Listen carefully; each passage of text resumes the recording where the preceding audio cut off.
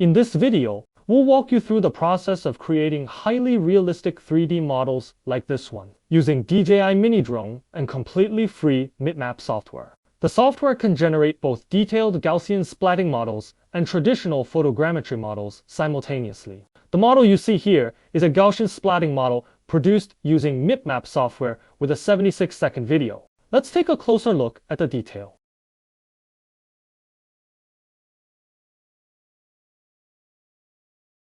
The software can also generate photogrammetry models. Let's switch to the photogrammetry mode for comparison. You can see that in areas with rich structural detail, the Gaussian model offers a significantly superior visual quality.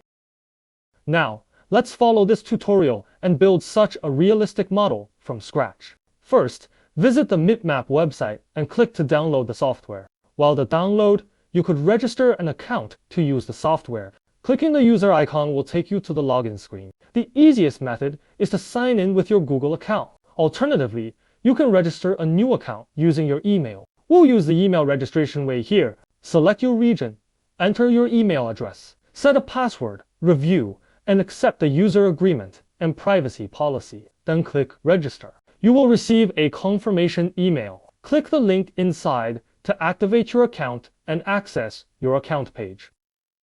Back to the website homepage and click Start Free Trial. Your account will then be granted a 1-month trial with no limit on the number of photos. Now, go back to the software you downloaded. Double-click the installer.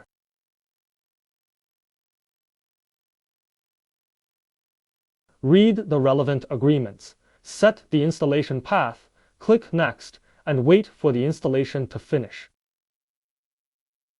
Then run the software and log in with the account you just created. Upon first login, you'll be prompted to bind an activation license. Click to bind it, and you'll be redirected to the project management page. The project list is currently empty. Click New Project in the top right corner to create a project and give it a name.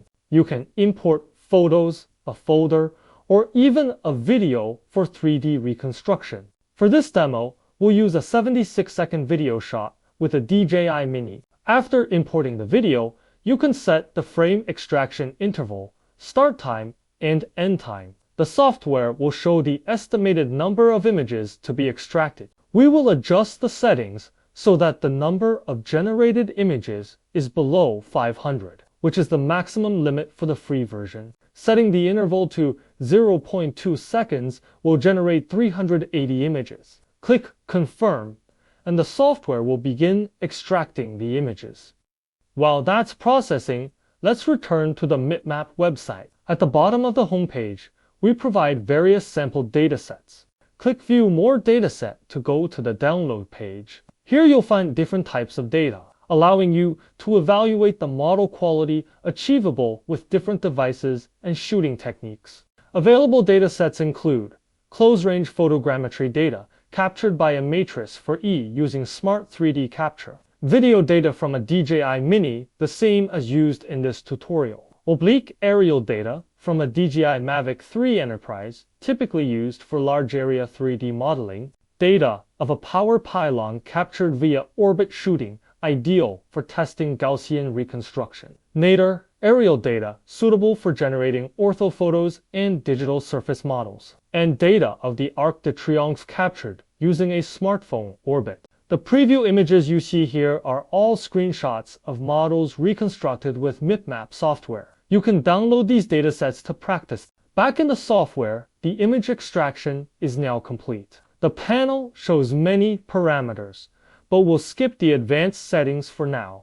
There are 3 main modes: normal mode, orbit mode, and close range mode. Please select the mode that matches your data acquisition method. Normal mode is for typical oblique or nadir aerial data. Orbit mode is for data captured by circling a single point of interest 1 or more times, commonly used for single object reconstruction. Close range mode is for data captured very close to the subject, such as data acquired by a matrix for E using Smart 3D Capture. Set the reconstruction quality to the highest level. Ensure 3D model is checked. Select your desired model format, and also turn on the Gaussian splatting switch.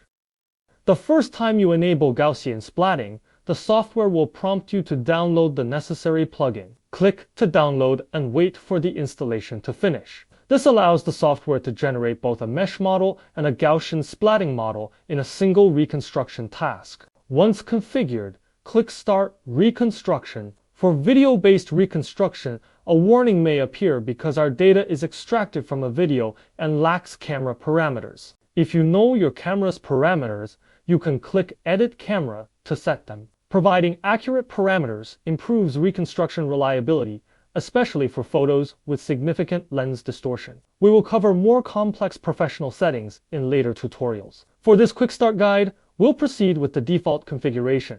Click Start Reconstruction again and wait for it to complete. Once done, you can view both the 3D mesh model and the Gaussian splatting model. Let's open the 3D mesh model first. Since our flight path orbited the main subject, the reconstruction of the surrounding areas might be poor. This can be improved by setting a region of interest to limit the reconstruction to the target area, a topic we'll cover in detail in future tutorials.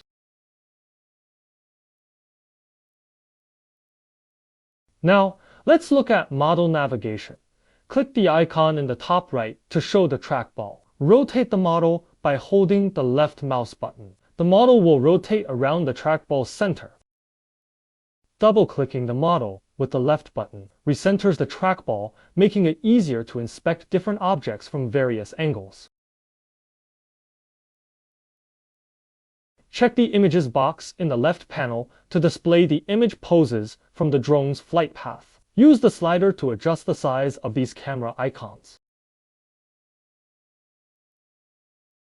On the right side of the model, you'll find several options. Enabling wireframe model displays the mesh wireframe, allowing you to observe its density. The wireframe density can be adjusted via the mesh simplification setting in the advanced reconstruction options. A denser mesh isn't always better, as it can increase file size and rendering load. Simplifying the model appropriately while maintaining correct geometry is recommended. Another option, double-sided rendering, determines whether both sides of model faces are shaded. When turned on, both sides are textured. For flatter surfaces, this can make it hard to distinguish the front face. Turning it off will cause the back faces to appear black when viewed. These are the basic controls for inspecting the mesh model. Now, let's switch to the Gaussian splatting model result. Click the GS icon in the bottom left. Similarly, areas away from the orbit center may have poorer quality. Let's focus on the model detail in the central road area. Let's explore the details of this realistic Gaussian splatting model and just enjoy this amazing technology.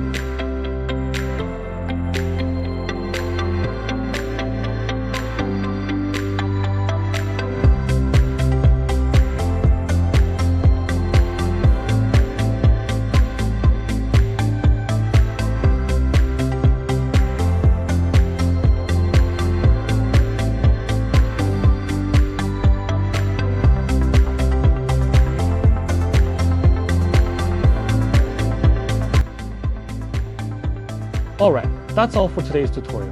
If you found this detailed guide helpful, please give it a thumbs up and subscribe to our channel. If you have any suggestions or questions, feel free to leave them in the comments below. Stay tuned for more exciting content coming soon.